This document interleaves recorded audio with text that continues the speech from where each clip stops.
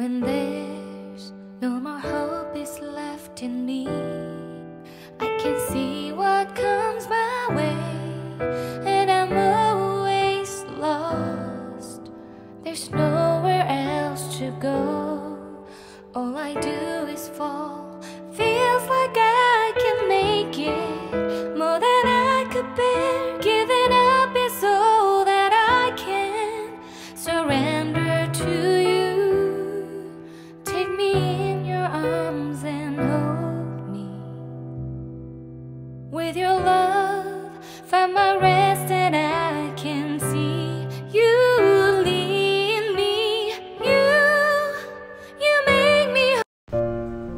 Hi guys, it's Life Love Diaries again, and welcome to another episode na naman ng ating diaries entitled Hiram na Pag-ibig. Dear Life Love, itago mo na lang ako sa pangalang Violet, isang OFW at kasalukuyang nasa disyerto. Breadwinner ako ng family, Life Love. At sa edad na 24, nag-abroad ako papuntang disyerto para makatulong sa pamilya.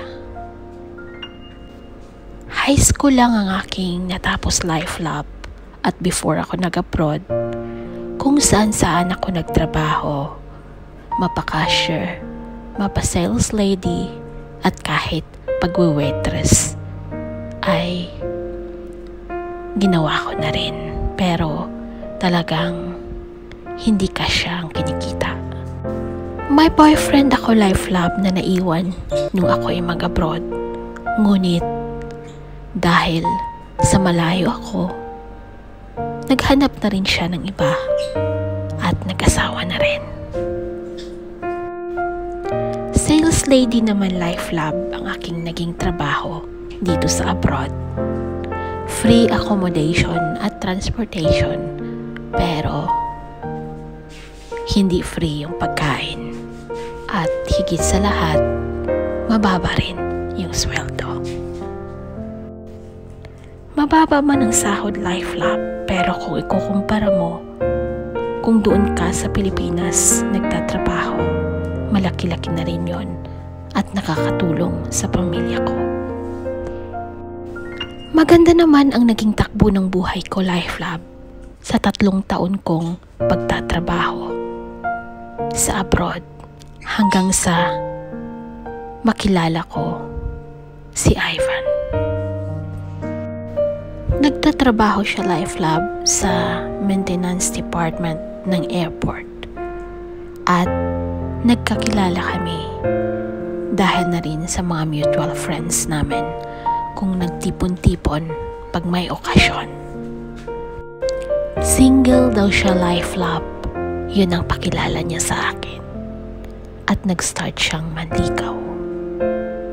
Wala naman akong kaalam-alam, Life Love, na after a year nang sagutin ko siya, malalaman ko na kasal pala siya sa atin at may 2 anak.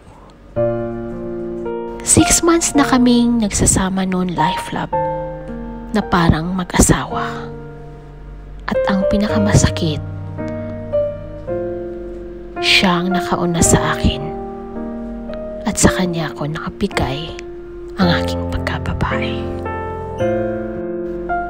Parang binagsakan ako ng langit at lupa, Life Love, nung malaman ko ang katotohanan na may asawa na pala siya at mga anak sa atin. Umalis ako, Life Love, sa kwartong tinutuluyan namin, at pansamantalang bumalik sa aming accommodation nang malaman ko ang lahat. Napakasakit, Life Love. Yun yung akala mo siya na pala, ngunit pag-aari pala ng iba. Yung akala mo sa'yo lahat yung pagmamahal niya, may kahati pala. Yung nagmahal ka ng totoo at todo, ngunit niloko ka lang pala. Tuliro ako life love sa mga panahon na yon. At kahit sa trabaho, hindi ako makapag-concentrate. Pag uwi ko sa bahay, iiyak ko na lang at iiyak yung nararamdaman kong kasawian. Samantala, si Ivan naman, pabalik-balik sa trabaho ko at sa accommodation ko sa paghihingi ng tawad. At ang sabi niya, mahal na mahal daw niya ako. Pareho kaming apektado life love sa aming mga buhay sa panahon na yon. Ako parang robot sa trabaho at siya naman pumayat, nanlalim yung mga mata at laging nakaabang sa aking pinagtatrabahuhan at maging sa aking accommodation. Hanggang sa makita ko mismong nawalan siya ng malay life love at na ospital. Saka ako nagising sa katotohanan na totoo niya akong mahal kahit pa may asawa siya at anak.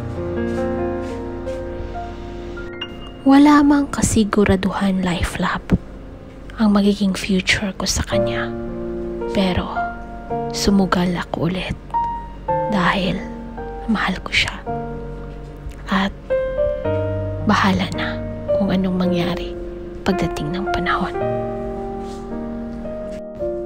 Mali man life love, pero nagsama kami ulit.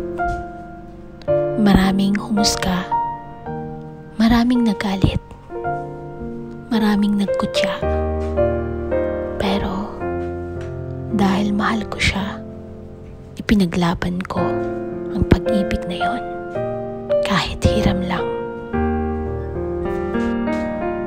After 2 years na pagsasama namin life love dito sa abroad, nabuntis naman ako life love. At yun ang isa sa pinakamasayang araw sa aking buhay, ang malaman kong magkakaanak ako at may makakasama ako kung bumalik man si Ivan sa kanyang sariling pamilya. Masaya din naman si Ivan life love nang malaman niyang buntis ako. At napag-isipan kong sabihin sa kanya na sa Pilipinas ko na lang ipanganganak yung aming magiging baby. 3 months bago ako manganak life love, nag-apply ako ng leave sa trabaho at umuwi sa Pilipinas para doon manganak. At isang malusog na batang babae ang naging anak namin ni Ivan. Sa ngayon life love, 7 years old na ang aming anak at pinangalanan naming Angela. Maraming naging ups and downs yung naging relasyon namin life love.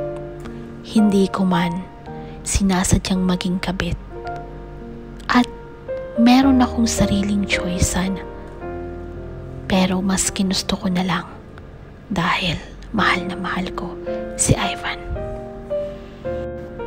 Mali man ang naging choice ko life love na ipagpatuloy ang pagiging kabit ko, pero sana mapatawa din ako ng Panginoon at ng pamilya ni Ivan. Alam kong darating yung time na we will be parting ways at uuwi na siya sa sarili niyang pamilya. Pero masaya pa rin ako life love dahil naranasan kong magmahal at mahalin, at higit sa lahat, nandiyan naman yung aking pinakamamahal na Angela. Hanggang dito na lamang life love. Maraming salamat. Nagmamahal, Violet. Maraming salamat, Violet, for sharing your story with us. Sabi nga nila, all is fair in love. Hindi kita huhusgahan dahil sa hiram mo na pag-ibig. Dahil buhay mo yan at choice mo yan. I just want you to be happy dahil yun ang pinili mo. And I hope you will be stronger enough when the time comes. I wish you all the best and good luck. Minsan, matindi magbiro ang tadhana. Akala natin minsan yung taong darating ay siya na yung taong nararapat sa atin. Minsan, akala natin siya na yung Mr. Right, ngunit pag-aarim na pala ng iba.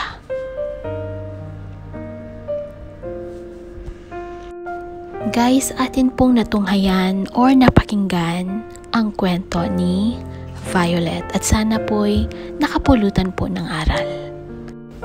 At guys, sana maging aware tayo sa mga partners natin. Kilatising mabuti. Ayan, kung single ba or may sabit na yung ating mga partners para hindi tayo magka-problema in the future.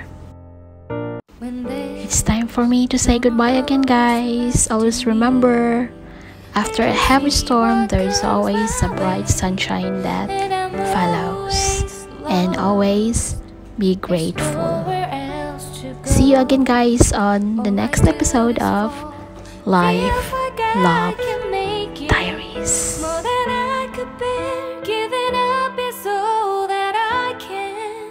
Surrender to you. Take me in your arms and